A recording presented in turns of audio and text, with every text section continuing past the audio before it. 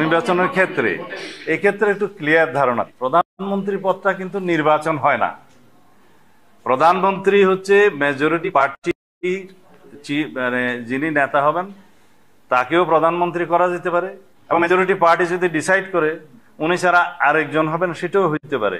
এটা ইলেক্টেড হয় না পার্লামেন্টের সংসদ সদস্যের মাধ্যমে। It is all about the majority party matter.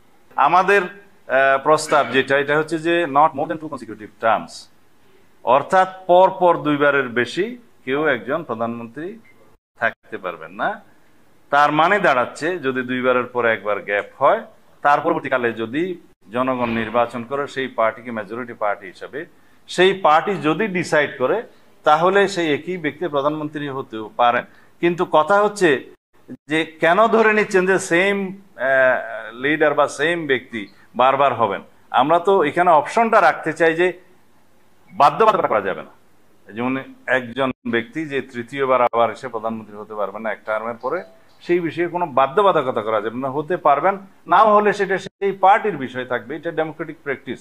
Which is important is জনগণ যদি থ্রু ফ্রি ফেয়ার ইলেকশনের মাধ্যমে কেয়ারটেকার সরকারের সিস্টেমে যদি কোনো পার্টিকে মেজরিটি দেয়, তার মানে জনগণ তাদেরকে চায়। তাহলে সুভারেন জনগণের ইচ্ছা যেভাবে প্রতিফলিত হওয়া উচিত